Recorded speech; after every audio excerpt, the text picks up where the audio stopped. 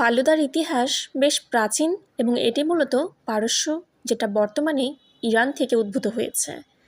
ফালুদার আদি নাম ছিল ফালুদেহ। আনুমানিক 400 খ্রিস্টপূর্বাব্দে ইরানে এর প্রচলন শুরু হয়। তখন এটি বরফ, চিনি এবং পাতলা সেমাইয়ের মিশ্রণে তৈরি একটি আধা হিমায়িত ডিজার্ট ছিল। 1600 থেকে 1800 শতাব্দীর মধ্যবর্তী সময়ে মোগল সম্রাটদের হাত ধরে এই খাবারটি ভারতীয় উপমহাদেশে প্রবেশ করে। কারো কারো মতে সম্রাট জাহাঙ্গীর এই খাবারটি অত্যন্ত পছন্দ করতেন এবং তার আমলেই এটি রাজকীয় খাবারের মর্যাদা পায়। ইরানি ফালুদে ছিল মূলত শক্ত বা জমাটবদ্ধ একটি মিষ্টান্ন, কিন্তু ভারতে আসার পর মোগল বাবুর্চিরা এতে দুধ, গোলাপ জল, সাবজা বীজ মানে তোকমা এবং আইসক্রিম যোগ করে একে বর্তমানে তরল ও রঙিন পানীয় বা ডেজার্টে রূপান্তর করেন। মোগল আমল ছাড়িয়ে এটি ধীরে ধীরে সাধারণ মানুষের কাছে জনপ্রিয় হয়ে ওঠে। বর্তমানে বাংলাদেশ, ভারত, পাকিস্তান সহ দক্ষিণ এশিয়ার বিভিন্ন দেশে ইফতার বা উৎসবের প্রধান আকর্ষণ হিসেবে ফালুদা সমাদৃত। বর্তমানে ফালুদায় আধুনিকতার ছোঁয়ায় বিভিন্ন ফলের টুকরো, জেলি এবং কাস্টার্ড ব্যবহার করা হয়, যা একে আরও সুস্বাদু ও আকর্ষণীয় করে তুলছে। আজকে মূলত তৈরি করছি রাঁধুনি ফালুদা মিক্স দিয়ে। আর রাঁধুনি ফালুদা মিক্স থাকলে আপনার কাজ কিন্তু অর্ধেক কমে যাবে।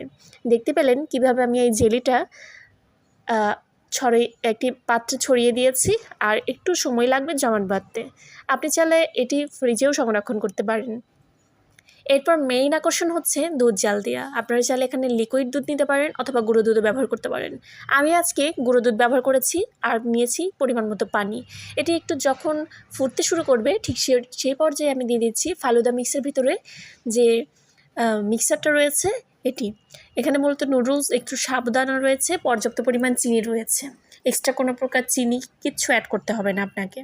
আর এটি কিন্তু আমি নিয়েছি ম্যাঙ্গো ফ্লেভারের। আপনারা চাইলে ভ্যানিলা ফ্লেভারও নিতে পারেন। তো এখানে কিশমিশও দেওয়া রয়েছে, সুতরাং আপনার এই রান্নাটা খুব বেশি সময় লাগবে না এবং সব কিছু হাতের নাগালে। যখন ঠান্ডা হয়ে আসবে তখন কিন্তু প্রায় জমে আসবে। তখন আমি সুন্দর মতো এই জেলিটা কাছে দিয়ে টুকরো টুকরো করে নিয়েছি।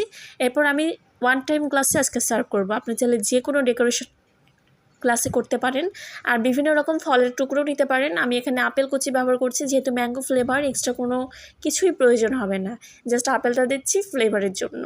এরপর একটু যে দুধের মিশ্রণটা রয়েছে দিলাম, আর এরপর পছন্দ মতো সব কিছু ডেকোরেশন করে নিলেই তৈরি হয়ে যাবে মজাদার এই ফালুদা।